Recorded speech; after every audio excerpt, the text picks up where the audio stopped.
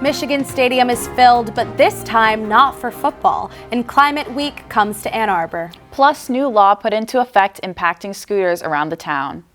And finally, Super Bowl 60 halftime show headliner is announced, and Detroit sports find recent success. All that and more on this episode of Newsfeed.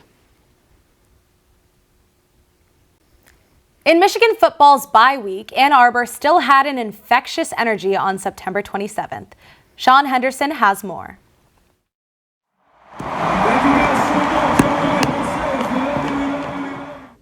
Last weekend, fans filled the Big House to see Zach Bryan. This historic event marked not just the first concert held in the Big House, but also was the largest ticketed event in U.S. history, with over 112,000 people in attendance. This record was previously held by George Strait, who performed at Kyle Field at Texas A&M in 2024.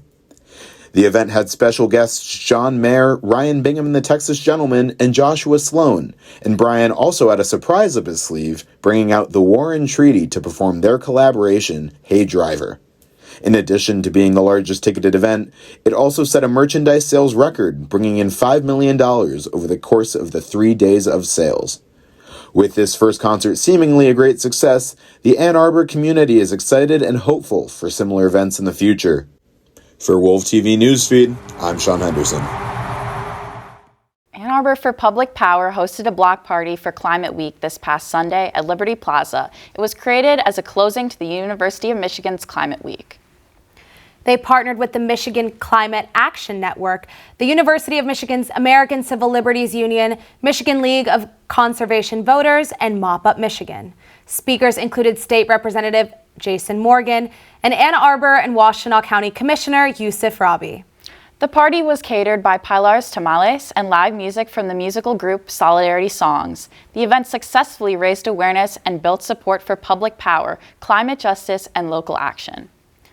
Ann Arbor City Council recently voted to require sobriety tests for late-night scooter riders. Following a contract renewal with Spin, a scooter and bike share company, the deal also includes increased access to helmets and injury reports to the city.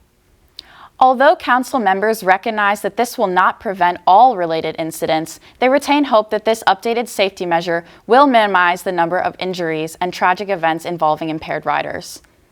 Doubts regarding the new contract details include access to safe transportation for intoxicated students, as well as the questionable effectiveness of in-app sobriety checks. However, the general consensus is that the simple change will help students to think about impaired operating as not only a serious safety concern, but also as the dangerous misdemeanor that it is. On September 28th, it was announced during Sunday Night Football that Bad Bunny will be hosting the 2026 Super Bowl halftime show. Fans can expect the Baile Inolvidable singer to impress with his Latin pop flair music.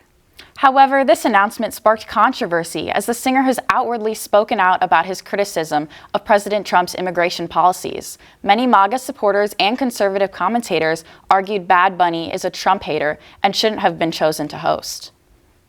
The Detroit Lions continued their 4-game win streak this past weekend, overtaking the Cincinnati Bengals Sunday evening. The team was led by Jared Goff, who threw for 3 touchdowns and over 250 yards. Meanwhile, over in the MLB, the Tigers are well into the postseason fight.